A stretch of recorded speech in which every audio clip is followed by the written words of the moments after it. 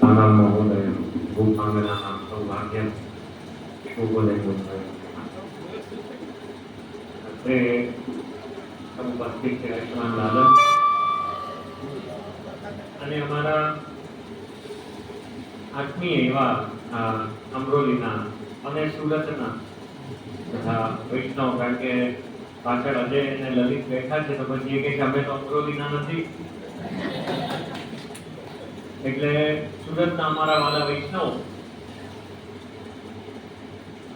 ખરેખર તો કાર્યક્રમ ગઈકાલનો હતો અને આજે પણ જ્યારે સાંજે કોનો ફોન આવ્યો હતો, તુષારનો નહીં, જસવંતભાઈનો ફોન આવ્યો હતો ને સાંજે, તુષારભાઈએ કર્યો હતો 6 વાગે એટલે હવે કાર્યક્રમ ચાલુ રાખીએ છીએ આપણે, તો મેં આજ્ઞા તો આપી, પછી બારીની બહાર જોયું, પછી મેં કીધું 8 વાગે જવાબ આપી,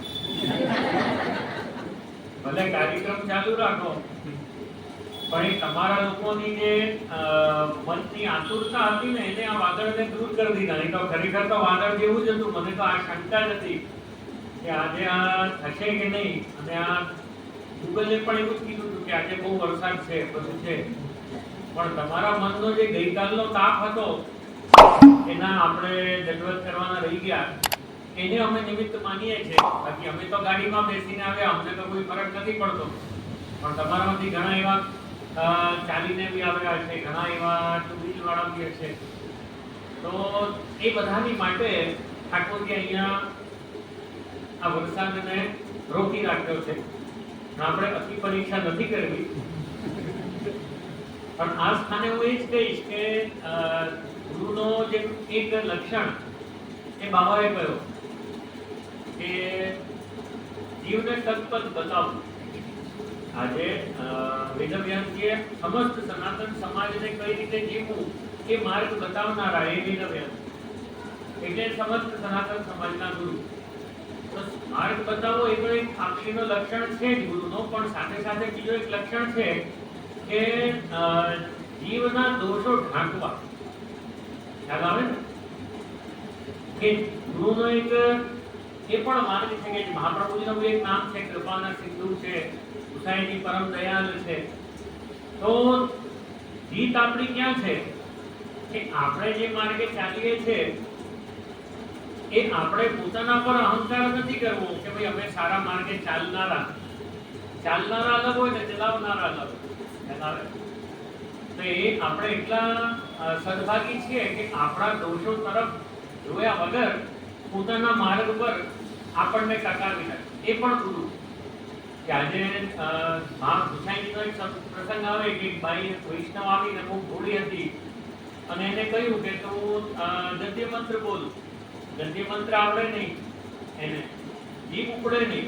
આજે પણ ઘણા લોકો જેમ લખનઉ તમે જાઓ ને, કાલે જ વાત કરતા હતા કે બધા અલગ અલગ પ્રાંતના લોકોની અલગ અલગ ભાષા હોય, એમની જીભ અલગ રીતે ચાલે. તો લખનઉના લોકો લખનઉને લખનઉ નથી કહેતા, એ લોકો શું કે નકલઉ, નાનું લ કરે, જેમાં સુનિલભાઈ બાજુમાં છે એને સુનિલભાઈ નહીં કે, એ લોકો સુનિલભાઈ લ ને ન માં લાગે, ન ને ન માં લાગે. પેલી જે બાઈ હતી એનાથી ગદ્ય મંત્ર બોલાતું નહોતું, તો ગુસાઈજીએ પછી આપ્યા કરી અષ્ટાક્ષર બોલો. કે મને તો અષ્ટાક્ષર નથી આવડતું, એનું જીભ ઉપડે જ નહીં.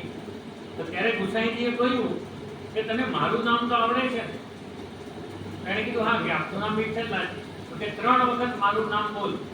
એ 3 વખત એમનું નામ બોલીને ગુસાઈજીએ કહ્યું કે જ્યાં તારા બધા દોષ માફ ને તારો ઉદ્ધાર હું મારા નામના પ્રતાપે કરી. ખ્યાલ આવે? આને કહેવાય ગુરુ, કે જે પોતાનો જીવ હોય એના દોષ સામું નથી જોતા, એના મનની આરતી સામું જોઈએ કે આને શરણે આપવું છે તો આમાં યોગ્યતા છે કે નહીં. એક તો યોગ્યતા ઊભી કરવી એ પણ એક કૃપા છે, પણ મહતી કૃપા છે. મહાપ્રભુજીનું એક નામ છે આનંદ, પછી આવે પરમાનંદ. આનંદ પછી પરમાનંદ કેમ?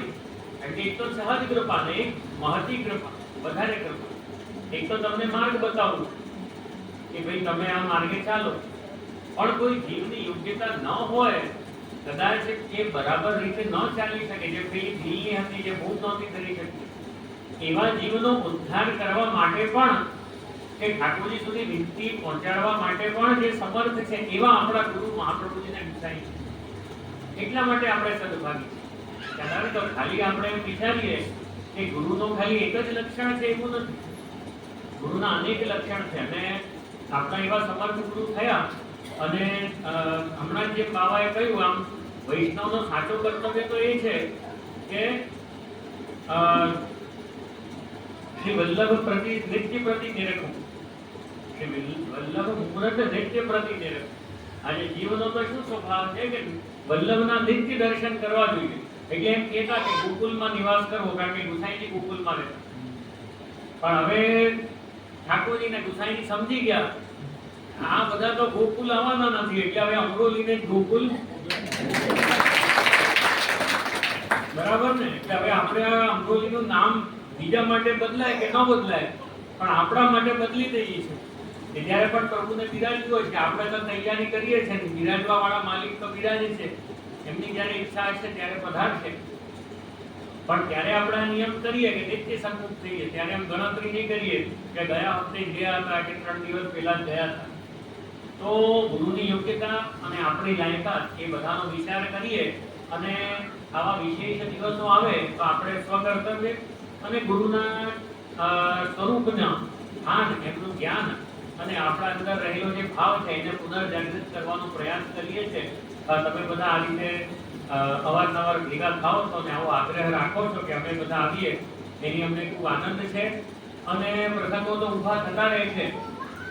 હમણાં તો પ્રભુ કૃપાથી સારા પ્રસંગોની લાઈન છે। હમણાં જન્માષ્ટમી આવશે ત્યારે આ બધા ફરસાણ બી બનાવવાના છે। હવે પછીનું નામ શું છે હું બધું કહેવાનું નથી બહુ, પણ આપણે ઝાડો ને ફરસાણ હમણાં જન્માષ્ટમી પર કરવા છે ત્યારે તમે લોકોએ દોડવું છે। પછી આ લલિત ને જે દેખાય છે એના પછી જો પ્રભુની ઈચ્છા હશે તો આપણે બધા વિલાસ પણ યોજીશું અને પછી પ્રભુને વિનંતી કરીશું કે વહેલી તકે બિરાજે આપણા બધા વચ્ચે। અને પછી હવે આટલી વખત અમે લોકો અહીંયા દોડીશું તો આવતા વર્ષે પછી બાવાનો લગ્નનો પ્રસ્તાવ આવશે 3જા મહિનામાં। એટલે પછી અમે પણ કહીશું કે પછી અમે એક રસ્તે જ દોડવાનું, ખાલી અમે જ અમરોલી આવી એવું નહીં ચાલે। અમરોલી વાળાઓ બધા પ્રસંગમાં ત્યાં ઉપસ્થિત થાય એટલે એક પછી એક પ્રભુ કૃપાથી શુભ પ્રસંગો તો આવતા રહેશે। જ્યારે જ્યારે પણ આવા પ્રસંગો આવે તો અમારી ઈચ્છા રહેશે કે આ જે પણ જેને અમે આત્મીય ગણીએ છીએ પ્રસંગ સારો આત્મીય લોકો જ સાથે લાગે, એટલે બસ આવા સુંદર પ્રસંગો આવતા રહે અને તમે બધા અમારી સાથે જ રહો અને આપણી શરણાગતિ ત્યારે મહાપ્રભુજી ગુસાઈજી છૂટે નહીં। આટલું કહીને હું વિરામ લઉં છું।